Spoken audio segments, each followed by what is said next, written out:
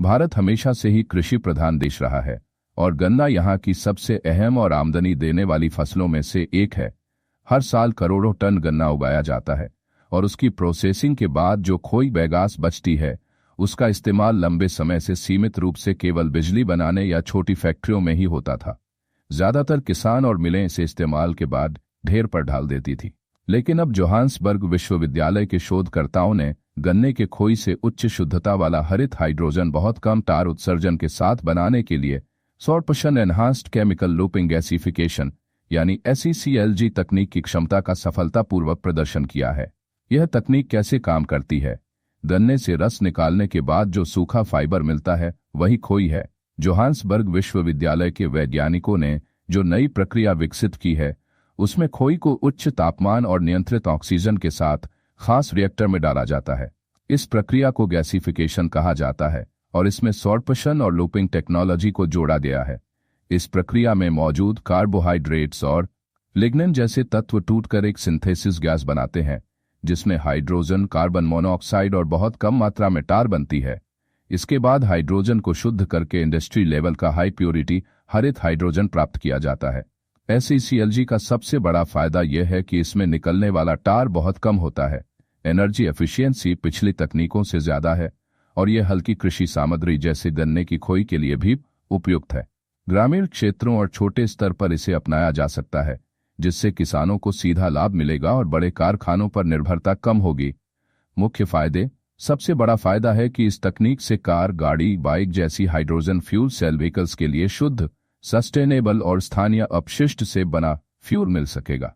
आज दुनिया भर में कई कंपनियां हाइड्रोजन फ्यूल सेल टेक्नोलॉजी पर रिसर्च और कमर्शियलाइजेशन कर रही हैं, जैसे BMW iX5 hydrogen, Toyota Mirai, Hyundai Nexo.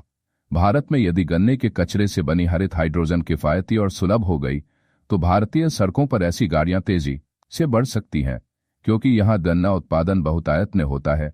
इस तकनीक से बनने वाली हाइड्रोजन पूरी तरह देशी, कार्बन न्यूट्रल और टिकाऊ होगी। हाइड्रोजन वाहनों के कई फायदे हैं। सबसे बड़ा फायदा उनकी लंबी रेंज है। जहां बैटरी आधारित इलेक्ट्रिक गाड़ियां आमतौर पर 300 से 500 किलोमीटर चलती हैं, वहीं हाइड्रोजन व्हीकल मसलन BMW iX5 हाइड्रोजन या टोयोटा मिराई एक बार फुल टैंक में 700 से 1000 किलोमीटर तक चल सकती हैं। रिफ्यूलिंग समय भी कम है, सिर्फ 4 से 5 मिनट में हाइड्रोजन की टंकी भर जाती है जैसा पेट्रोल डीजल में होता है। खासतौर पर भारी वाहन, लंबी दूरी का ट्रांसपोर्ट, ट्रक या बस में ये तकनीक गेम चेंजर बन सकती है। इसी तकनीक का बड़ा सामाजिक और आर्थिक फायदा यह होगा कि किसानों को फसल बेचने के अलावा बची हुई खोई से भी आमदनी होगी। गन्ना किसान फसल के साथ साथ ऊर्जा का भी उत्पादनकर्ता बन पाएंगे। इससे ग्रामीण अर्थव्यवस्था को मजबूती मिलेगी और भारत की आत्मनिर्भरता भी बढ़ेगी। SECLG तकनीक का एक और जबरदस्त फायदा पर्यावरण संरक्षण है। आज भी देश में बहुत जगह फसल अवशिष्ट जलाने की वजह से वायु प्रदूषण काफी बढ़ जाता है। राजधानी दिल्ली में इसकी वजह से कई बार सांस लेना भी मुश्किल हो जाता है। अगर खोई जैसे अवशिष्ट का उपयोग साफ ऊर्जा बनाने में होने लगे तो खेत खलिहान से निकलने वाला धुआं भी कम होगा और पर्यावरण को फायदा मिलेगा। अब बात, कौन सी गाड़ी में यह हाइड्रोजन इस्तेमाल होगी? उत्तर है, जितनी भी हाइड्रोजन फ्यूल सेल गाड़ियां हैं उन सब में। जैसे भारत या ग्लोबल मार्केट में बिकने वाली BMW iX5 hydrogen, Toyota Mirai, Hyundai Nexo आदि। आने वाले समय में भारत में ट्रक, बस और भारी वाहन भी इसी हाइड्रोजन फ्यूल सेल तकनीक पर चल सकते हैं। क्या CNG, डीजल, पेट्रोल गाड़ियों को इससे खतरा है? बिल्कुल। ग्रीन हाइड्रोजन जैसे क्लीन फ्यूल के लोकप्रिय होते ही पारंपरिक पेट्रोल, डीजल और CNG गाड़ियों की बिक्री घट सकती है, खासकर लंबी दूरी और भारी ट्रांसपोर्ट में। जिन लोगों को लंबी दूरी, फास्ट रिफ्यूलिंग और प्रदूषण मुक्त सफर चाहिए, उनके लिए हाइड्रोजन गाड़ियां आकर्षक विकल्प बन सकती हैं। ट्रक, बस और सार्वजनिक परिवहन के क्षेत्र में भी ये तकनीक आने वाले वर्षों में बैटरी EV को भी अच्छी टक्कर दे सकती है। क्या इससे टेस्ला, BYD जैसी EV कंपनियों को खतरा है? भविष्य में हाँ। अगर ग्रीन हाइड्रोजन की लागत कम और उपलब्धता ज्यादा हुई तो टेस्ला, BYD जैसी बैटरी EV कंपनियों के लिए भी यह प्रतिस्पर्धा का कारण बनेगी।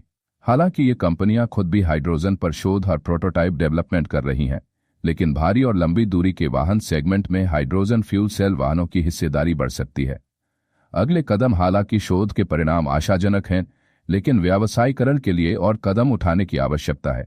इसमें प्रयोगशाला स्तरीय सत्यापन और ऑक्सीजन वाहकों की दीर्घायु तथा SCCLG परिस्थितियों में ठोस हैंडलिंग प्रणालियों की व्यावहारिकता का आकलन करने के लिए पायलट परीक्षण शामिल हैं।